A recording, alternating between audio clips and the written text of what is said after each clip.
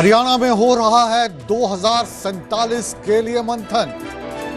सैनी इस वक्त चंडीगढ़ में 2047 को लेकर मंथन कर रहे हैं कि हरियाणा उसके विकास में कैसे निभाए भागीदारी।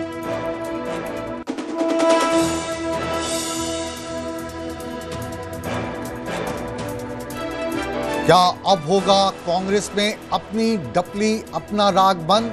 हाई कमान ने जारी किया फरमान।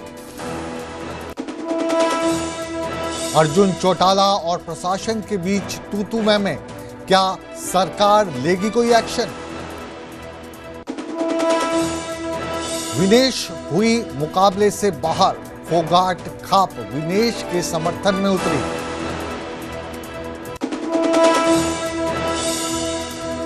नीट पेपर लीक मामले में अब हिमाचल सरकार का प्रदर्शन, जांच के लिए उठाई मांग।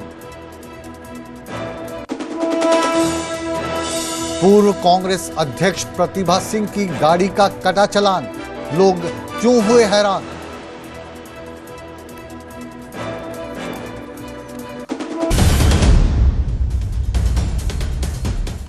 नमस्कार, आप देख रहे हैं न्यूज 18 पंजाब हरियाणा हिमाचल। मैं हूं आपके साथ मुकेश राजपूत, हाजिर हूं लेकर Haryana Himachal prime time bulletin की शुरुआत आज हम हरियाणा के मुख्यमंत्री नायब सिंह सैनी और सरकार के विजन 2047 के साथ करेंगे।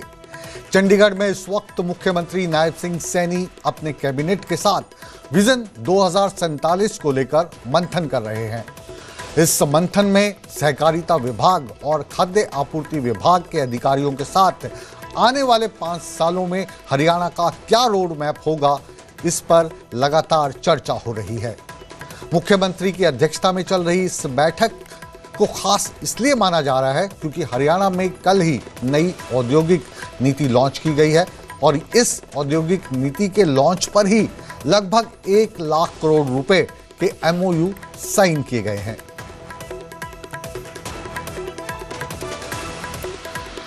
कल गुरुग्राम से आप देख रहे थे, नई इंडस्ट्रियल पॉलिसी लागू की गई है जिसे नाम दिया गया है मेक इन हरियाणा, और इस पॉलिसी के शुरुआत काफ़ी अच्छी हुई है। इसमें लगभग 1 लाख करोड़ के MOU साइन किए गए हैं।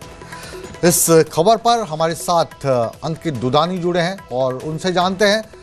अंकित, इस वक्त 2 चीज़ें हो रही हैं। हरियाणा के मुख्यमंत्री मंथन कर रहे हैं हरियाणा को आगे बढ़ाने के लिए मेक इन हरियाणा की जो इंडस्ट्रियल पॉलिसी है। दूसरी तरफ मनोहर लाल खट्टर भी आज चंडीगढ़ में मौजूद हैं, वो भी मंथन कर रहे हैं रिन्यूएबल एनर्जी को लेकर। तो दोनों खबरों को अगर हम समावेश करें तो हरियाणा सरकार क्या 2047 को लक्ष्य बनाकर चल रही है या आने वाले चुनावों में? बिल्कुल 2047 का लक्ष्य है, क्योंकि मुख्यमंत्री लगातार बैठकें कर रहे हैं। हर रोज देखते हैं कि मुख्यमंत्री 2047 का टारगेट रख करके और बैठकें कर रहे हैं। वो अलग अलग विभागों की बैठकें होती है, उसमें टारगेट दिए जाते हैं कि अभी से क्या काम करने हैं, जो अभी से किए जाए, जिससे कि 2047 में जब प्रधानमंत्री ने विकसित राष्ट्र का एक सपना देखा है और एक टारगेट रखा है, तो तब तक हरियाणा भी वहां तक पहुंच जाए। तो उसको लेकर के लगातार मुख्यमंत्री बैठकें कर रहे हैं। वहीं अगर बात की जाए मनोहर लाल, जो कि पूर्व मुख्यमंत्री हैं हरियाणा के और ऊर्जा मंत्री हैं केंद्रीय सरकार के, तो वो भी आज यहां मौजूद थे। उनके साथ लगभग 17 सांसद मौजूद थे। उसमें पप्पू यादव का नाम है, उसमें सुभाष बराला का नाम है, उसमें अलग अलग जो प्रदेशों के सांसद यहां मौजूद थे और बैठ करके मंथन हुआ कि किस तरह से बिजली के क्षेत्र में कहीं ना कहीं आत्मनिर्भर बना जाए और किस तरह से आगे जो चैलेंजेस हैं, वो चाहे सोलर ऊर्जा को लेकर के हो, EV को लेकर के हो, इन सारी चीजों को लेकर के, हाइड्रो जो इलेक्ट्रिसिटी है उसको लेकर के हो, और कहीं ना कहीं न्यूक्लियर जो है उसको लेकर के हो, इलेक्ट्रिसिटी जो है, तो कहीं ना कहीं सारी पावर्स को लेकर के यहाँ जो चर्चा हुई है और चर्चा होने के बाद काफी मंथन हुआ। उसके बाद मीडिया से भी मुखातिब हुआ और उन्होंने विस्तार से अपनी पूरी जानकारी भी दी है। जैसा तो कहीं ना कहीं जो टारगेट दर्शकों को बताया कि हरियाणा के मुख्यमंत्री जो हैं वो हरियाणा का जो विजन है अगले 5 साल का, या यूं कहिए 2047 को लेकर मंथन कर रहे हैं। वहीं पर मनोहर लाल खट्टर, केंद्रीय मंत्री, ऊर्जा मंत्री भारत के, वो भी चंडीगढ़ में मौजूद हैं और कई राज्यों के पावर मिनिस्टर इस वक्त यहां पर हैं। इस वक्त जो हालात पूरे देश में चल रहे हैं या यूं कहिए कि दुनिया में चल रहे हैं, ईंधन की कमी और पावर की जो कमी है उससे लोग जूझ रहे हैं, महंगाई लगातार बढ़ रही है। क्या इससे पार पाने के लिए भी जो मनोहर लाल खट्टर साहब की बैठक इस वक्त चल रही थी चंडीगढ़ में, उसमें कुछ चीज़ें निकल कर सामने आई हैं आपके समक्ष?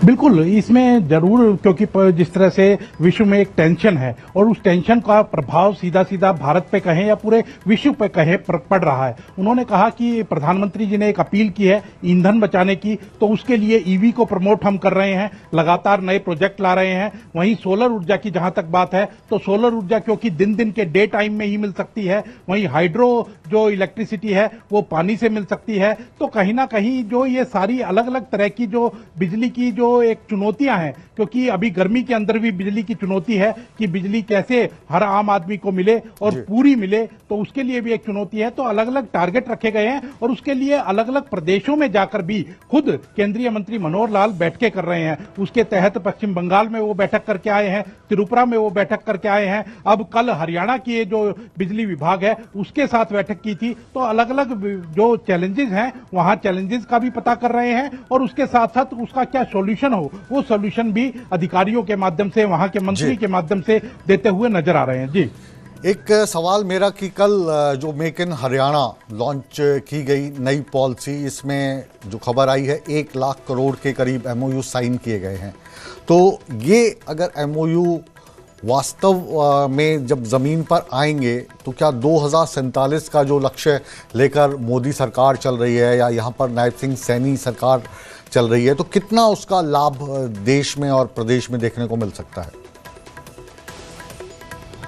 बिल्कुल, प्रदेश में कहीं ना कहीं नई इंडस्ट्रियल पॉलिसी लॉन्च की गई है और नई इंडस्ट्रियल पॉलिसी को पहले कैबिनेट की बैठक के अंदर मंजूरी दे दी गई थी, कल धरातल पर लॉन्च कर दी गई है। गुरुग्राम के अंदर एक बड़ा फंक्शन किया, खुद मुख्यमंत्री नायब सैनी वहां मौजूद थे, उद्योग मंत्री राव नरबीर सिंह वहां मौजूद थे। तो उनकी मौजूदगी के अंदर, इंडस्ट्रियलिस्ट की मौजूदगी के अंदर वो पॉलिसी लॉन्च कर दी गई है। काफी रियायतें जो है वो उद्योगपतियों को अब की बार दी जा रही हैं और बाहर के जो विदेशों के उद्योगपति हैं उनको भी काफी रियायतें दी जा रही है। वन विंडो सिस्टम बनाया जा रहा है कि कोई भी अगर हरियाणा के अंदर इंडस्ट्री लगाता है तो उसको जगह जगह अलग अलग डिपार्टमेंट्स में धक्के खाने की जरूरत नहीं पड़ेगी। वन विंडो सिस्टम होगा, वहीं उसके सारे काम होंगे और वो इंडस्ट्री लगाने में उसको सहूलियत होगी। तो इसीलिए सबसे अच्छी बात और बड़ी बात यह कि अंकित, जब वन विंडो सिस्टम होगा तो जो उद्योगपति हैं उनको जगह जगह जाकर अपनी फाइल नहीं पहुंचानी होगी, जिसमें अक्सर डिले होते थे। इस पॉलिसी की सबसे अच्छी बात ये लग रही है मुझे। आप बने रहे हमारे साथ, आपके पास वापस लौटेंगे और हरियाणा कांग्रेस को लेकर जो आज खबर आई है उस पर भी आपसे बात करेंगे। लेकिन इस वक्त आपको सीधे लिए चलते हैं पंजाब के मुख्यमंत्री मान साहब इस वक्त मुखातिब हैं, वो क्या कह रहे हैं उन्हें सुनते हैं और फिर वापस लौटेंगे हरियाणा और हिमाचल की खबरों पर। पर हेक्टेयर जानी कि 2.5 लाख रुपए 2.5 एकड़ का वो 3 करता जी। तो वाइट श्रिंप के उत्ते 4.5 लाख रुपए पर हेक्टेयर सी पहला, उन्होंने 5.5 लाख करता जी।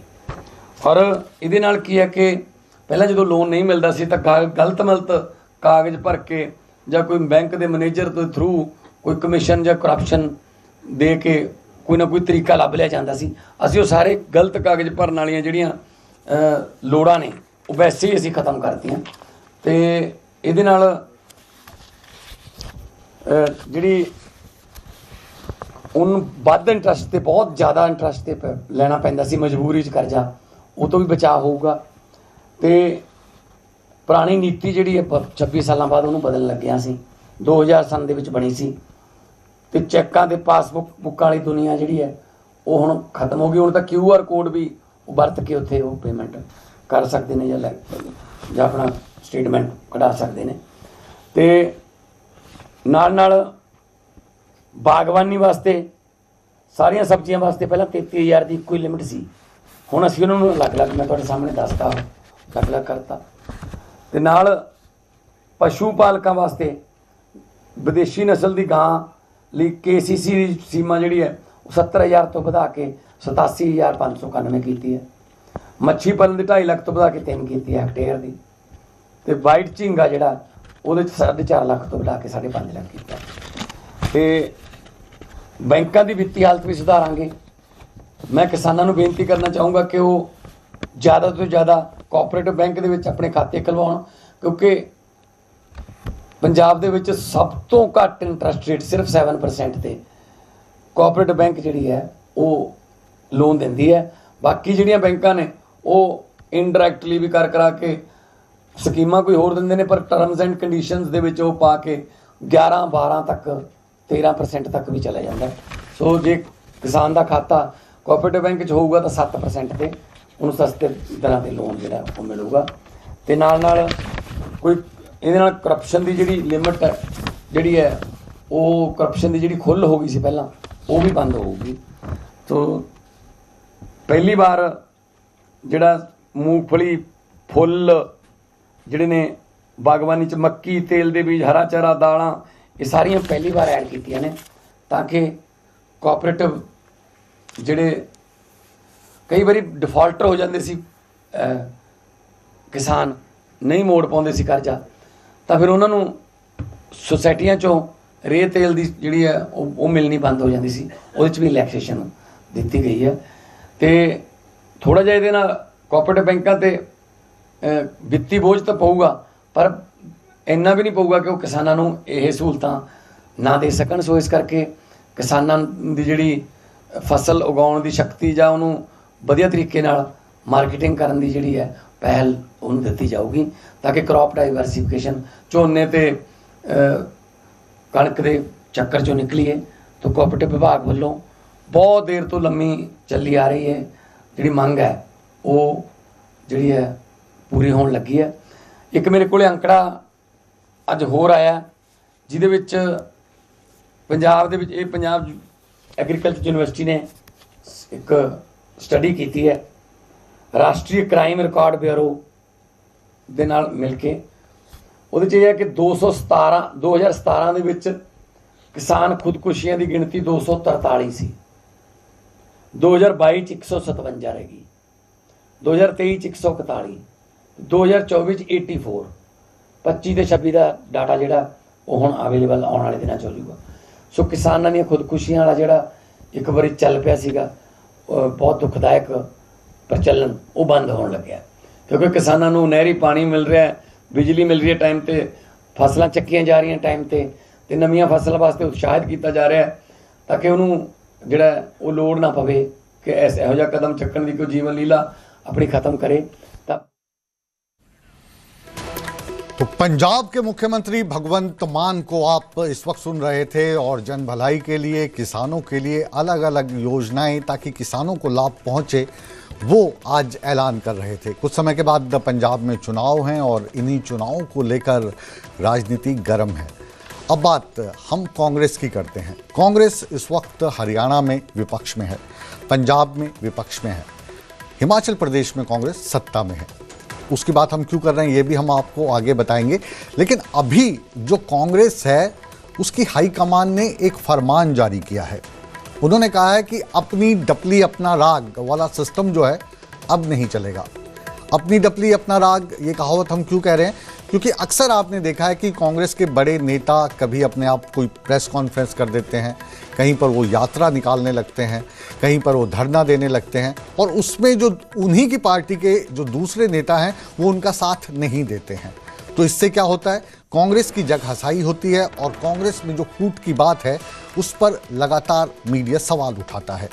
इसी चीज़ को ध्यान में रखते हुए अब कांग्रेस ने एक फरमान जारी किया है कि कांग्रेस के कोई भी नेता अपनी मर्जी से ना तो धरने दे सकते हैं, ना प्रेस कॉन्फ्रेंस कर सकते हैं, ना कोई यात्रा निकाल सकते हैं कांग्रेस के नाम पर। तो अब जो ये फूट वाली बात अक्सर सामने आती थी, शायद आने वाले समय में इससे राहत मिलेगी और कांग्रेस अब सोच समझकर अपनी प्रेस कॉन्फ्रेंस, यात्रा या धरने, प्रदर्शन इस पर रोक लगाएगी और इन सभी के लिए हाईकमान से जब परमिशन मिलेगी तो जो फूट वाली बात है, जो जगहसाई वाली बात है, इसमें भी नियंत्रण हो पाएगा। इस खबर पर और अधिक जानकारी के लिए हम एक बार फिर से रुख कर रहे हैं अपने संवाददाता अंकित दुदानी का। अंकित, अब जो ये फरमान आया है, बार बार आप भी खबर करते हैं कि ये जो कांग्रेस है ये डिवाइडेड है। हरियाणा में बात करें तो एक हुड्डा कांग्रेस है, एक रणदीप सिंह सुरजेवाला की कांग्रेस है, एक शैलजा कुमारी की है। तो अब इस पर कुछ रोकथाम लगेगी या ये फरमान जो है महज कागजों में दब कर रह जाएगा, क्योंकि कांग्रेस के नेता इतने बड़े हैं कि वो आला कमान की परवाह भी कभी करते नहीं हैं।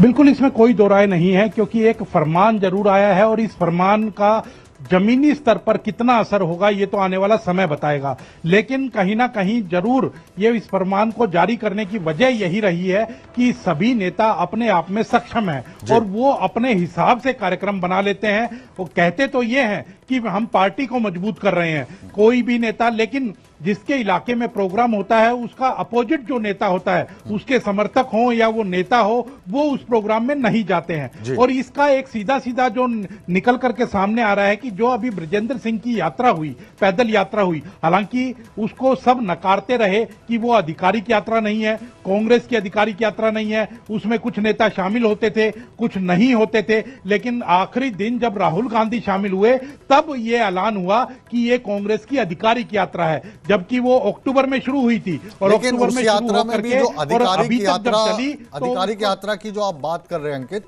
उस यात्रा में भी भूपेंद्र सिंह हुड्डा या दीपेंद्र सिंह हुड्डा तो शामिल नहीं हुए। बाद में जो विजेंद्र हैं वो कहते नजर आए कि वो तो बड़े नेता हैं, मेरे जैसे छोटे नेता की यात्रा में वो क्यों आएंगे। तो वहां पर भी ये वाला रूल तो लागू नहीं हुआ कि राहुल गांधी भी आते हैं तो भी वो एक कांग्रेस की यात्रा है, वो तो राहुल गांधी तो कहीं भी आ जा सकते हैं। बिल्कुल नहीं, राहुल गांधी उसी यात्रा के अंदर, यात्रा के समापन में शामिल हुए और इसलिए फिर उस प्रोग्राम के अंदर भूपेंद्र हुड्डा शामिल हुए। भूपेंद्र हुड्डा का शामिल होना मजबूरी थी क्योंकि राहुल गांधी उनके नेता आ रहे हैं और भी वहां भी गुटबाजी साफ तौर पर दिखी। कांग्रेस के हरियाणा के अंदर 37 विधायक हैं, लेकिन वहां भी 30 से ज्यादा विधायक वहां नदारद मिले, वहां नहीं पहुंचे, राहुल गांधी के आने के बावजूद नहीं पहुंचे। तो कहीं ना कहीं भूपेंद्र सिंह हुड्डा की ओर से वहां भी शक्ति प्रदर्शन किया गया और 30 से ज्यादा विधायक नहीं पहुंचे। और कहीं ना कहीं इसी कारण से ये लेटर जारी किया गया, क्योंकि जो लेटर जारी करने वाले बीके हरिप्रसाद हैं, उन्होंने भी ब्रजेंद्र सिंह की यात्रा को आधिकारिक यात्रा नहीं बताया था और इस वजह से अब उन्होंने ये लेटर जारी किया है और एक अनुशासन का पाठ जो है वो कांग्रेस के नेताओं को पढ़ाने की कोशिश की है। हालांकि धरातल पर ये कितना पाठ पढ़ा हुआ नजर आएगा वो अभी देखना होगा। जी बहुत बहुत शुक्रिया आपका। और अब बात भारतीय जनता पार्टी, कांग्रेस, इसके बाद हम करने जा रहे हैं इनेलो की। इनेलो के युवा नेता अर्जुन चौटाला को भी गुस्सा आता है। अर्जुन चौटाला अभय चौटाला के बेटे हैं और विधायक हैं। रोहतक में उनके और प्रशासन के बीच तू-तू मैं हो गई। ये प्रदर्शन कर रहे थे महंगाई के खिलाफ, और महंगाई के खिलाफ इस गर्मी में जब प्रदर्शन कर रहे थे तो एसपी और डीसी के साथ अर्जुन चौटाला की काफ़ी तीखी बहस हुई। इस बहस को आप इस वक्त टीवी पे देख सकते हैं। अब ये बहस गर्मी के कारण थी या जो रुतबा चौटाला परिवार का है उस रुतबे के अगेंस्ट एसपी और डीसी उनको रोकने की कोशिश कर रहे थे विधायक साहब को, तो ये हम आपको दिखा रहे हैं। पूरे प्रदेश के अंदर जिला लेवल पर हर जिले के अंदर हमने ज्ञापन सौंपने का काम किया। उसी प्रकार से हमने रोहतक में भी डीसी को ज्ञापन सौंपा कि आगे प्रेसिडेंट को पहुंचाने का काम करो, इस प्रकार से इस देश के अंदर बढ़ती महंगाई को रोका जा सके। जिस तरह से प्रशासन के साथ थोड़ा सा चला है, क्या मामला? प्रशासन में जी कई लोग होते हैं, उनके ना बड़ा बहम होता है। कई लोग थोड़े सरकार के चाटुकार ज्यादा होते हैं, उनके कहीं ना कहीं होता है कि हम सरकार को राजी कर लें। उनको नहीं पता भी ये सरकारें आती हैं और जाती हैं, ये बदलती है। आपको जनता के साथ, लोगों के साथ अच्छे से व्यवहार करना चाहिए। अल्टीमेटली लेना पड़ा ना ज्ञापन, आना पड़ा उनको, नीचे आना पड़ा, नहीं आना पड़ा, प्रशासन का भी हिसाब किताब किया जाएगा। अच्छा, अर्जुन चौटाला को आप देख रहे थे, काफ़ी गुस्से में थे और चौटाला परिवार का चिर परिचित अंदाज कि आखिर प्रशासन को नीचे आना ही पड़ा, क्योंकि जब चौटाला परिवार का कोई भी शख्स, चाहे वो इनेलो से खड़ा होता है या जजपा से खड़ा होता है, तो प्रशासन को नीचे आना ही पड़ता है। यही इनका अंदाज है। अब एक और इसी से मिलती जुलती खबर हम करेंगे। हम अब बात करने जा रहे हैं विनेश फोगाट की। विनेश फोगाट हमारे प्रदेश का, हमारे देश का गर्व हैं, कांग्रेस की विधायक हैं, लेकिन ये पहलवान के तौर पर अक्सर सुर्खियों में रहती हैं और इनका जो झगड़ा है अक्सर संघ के साथ चलता है। अब विनेश फोगाट को आने वाले ओलंपिक्स के लिए ट्रायल में जब खिलाया गया तो ये कुश्ती में हार गई। कुश्ती में हारना किसी भी खिलाड़ी के लिए बड़ी बात या छोटी बात हो सकती है और खिलाड़ी का जो स्पोर्ट्समैन स्पिरिट है उसके अनुसार इनको वहाँ पर अपना जो अधिकार है, जिन्होंने इनको हराया उसको दे देना चाहिए था। लेकिन विनेश फोगाट ने वहाँ पे आरोप लगाया कि वो केवल अपने साथी खिलाड़ियों के साथ कुश्ती नहीं लड़ रही हैं, बल्कि उनका मुकाबला संघ के साथ भी है, जो लगातार उनको प्रताड़ित कर रहा है और उनके साथ पक्षपात कर रहा है। अब हारने के बाद जब विनेश फोगाट अपने साथियों के साथ, अपने परिवार के साथ जब थोड़ी सी मायूस हो गई तो उनके समर्थन में उतर आई खाप पंचायत। क्या है पूरा मसला, आइए सुनते हैं। सेमीफाइनल में हारने की भी एक बहुत बड़ी वजह थी। उस गुड़िया के साथ केवल उसकी टीम थी 10-12 लोग, बाकी पूरा सिस्टम उस गुड़िया के खिलाफ बैठा था। हारने के बावजूद भी उस गुड़िया ने अपने कोच को कहा कि मैं फिर आऊँगी और इस देश के लिए एक दिन फिर मेडल लेके आऊँगी। इससे अच्छे साहसिक गुड़िया आपको कहीं नहीं मिलेगी। वो पहले कहते थे ना, खूब लड़ी मर्दानी, वह तो झांसी वाली रानी थी। तो ये तो झांसी वाली रानी से भी बढ़ करके निकली है। और हम ये कहना चाहते हैं कि बेटी, फोगाट खाप आपके साथ पहले भी थी, आज भी है और आगे भी रहेगी। और ज़रूरत पड़ी आपके संघर्ष के लिए तो हम सर्वजातीय सर्व खाप को भी इकट्ठा कर सकते हैं। इसके लिए आप निश्चिंत होकर के अपनी आगे की तैयारी करें। बिल्कुल सही बात है। जब अपने घर की बेटी, अपने समाज की बेटी हार जाती है तो सबको दुख होता है। लेकिन इसके साथ ही हम ये भी साफ कर देना चाहेंगे कि जिन्होंने इनको हराया है वो भी अपनी ही बेटी है और खेल के मुकाबले में हराया है तो हार को स्वीकार करना चाहिए। और जैसे कल इनके ताऊजी महावीर फोगाट कह रहे थे कि 2028 में जो अब ओलंपिक्स होंगे उसके लिए तैयारी करनी चाहिए, क्योंकि ये खेल है, इसको खेल भावना से ही लेना चाहिए। लेकिन अब हम उस भावना की बात करने जा रहे हैं जो भावना हमें शिमला से नज़र आ रही है, हिमाचल प्रदेश से। हिमाचल प्रदेश की राजधानी में एक ऐसी खबर सामने आई है जिस पर सुनने पर कोई यकीन करने को तैयार नहीं है, लोग हैरान हो रहे हैं।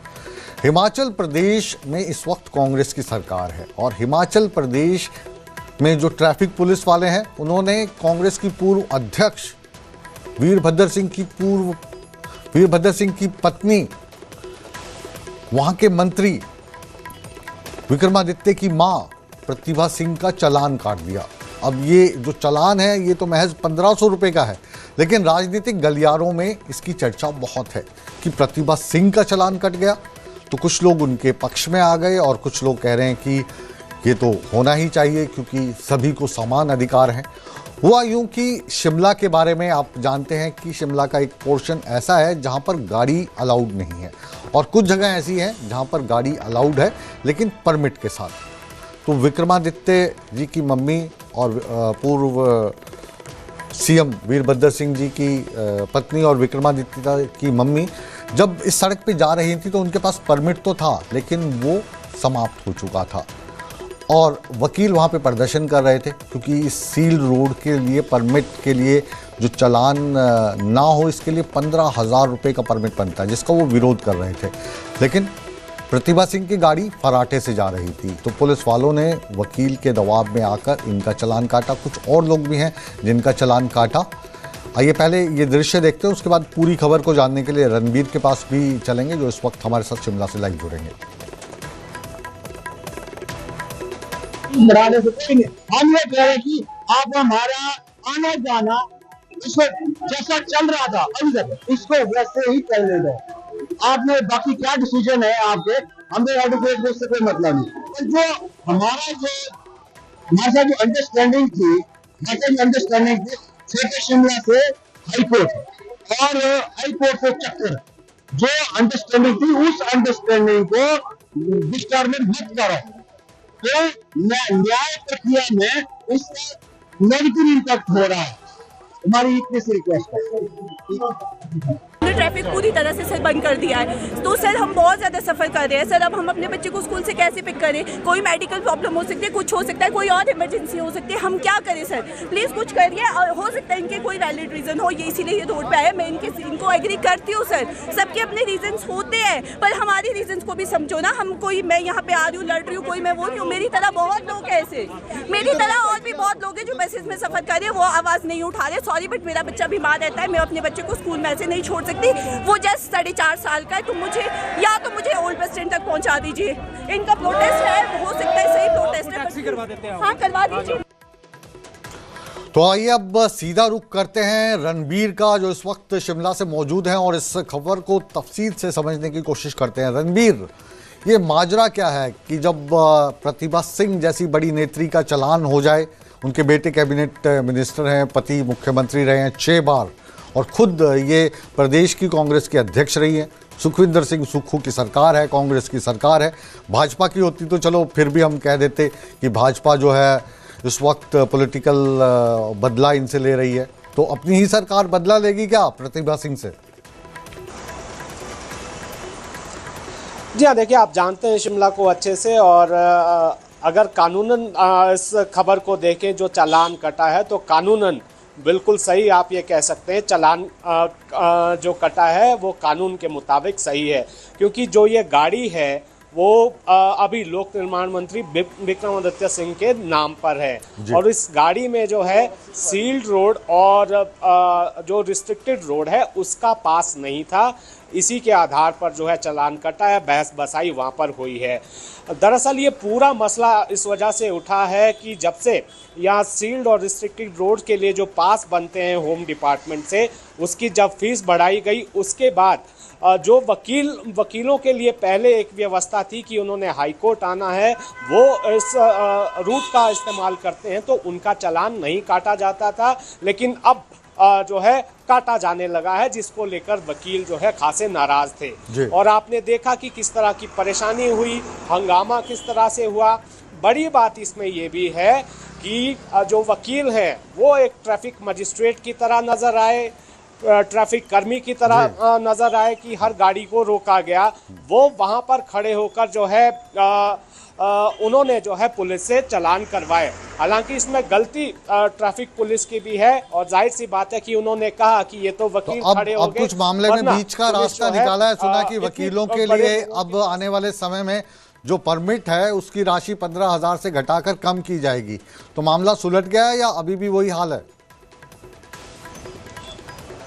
देखिए काफ़ी देर तक ये हंगामा चलता रहा। पहले ओकोवर तक वकील गए, उसके बाद मुख्यमंत्री से जब समय नहीं मिला तो ये जानकारी निकल कर आई कि फिर राज्य सचिवालय गए वकील, और काफ़ी संख्या में वकील थे। रोड जाम हो गया, चक्का जाम हो गया, तो उनके भारी विरोध के बाद मुख्यमंत्री आए उनसे मिलने, और अब ये मुख्यमंत्री की तरफ से आश्वासन दिया गया है कि जो रेगुलर प्रैक्टिस में है, जो एक्टिव लॉयर हैं, उनकी एक सूची जो बार एसोसिएशन है वो सरकार को देगी, और सरकार नियमों में ढील देगी, और उन्हें रोका नहीं जाएगा। जिन्हें बार रिकमेंड करेगी वो गाड़ियों के नंबर की सूची जो है बार देगी। तो ये मसला जो है काफ़ी यहाँ पर बढ़ गया था, और स्थिति किस तरह से गंभीर हुई, एक बार तो बहुत शुक्रिया रणबीर, बहुत शुक्रिया रणबीर। ये अच्छी बात है कि जो कानून है वो सबके लिए बराबर है, और जब आम आदमी को उस सड़क पे जाना हो तो पहले तो परमिट ही नहीं मिलता है तो उसकी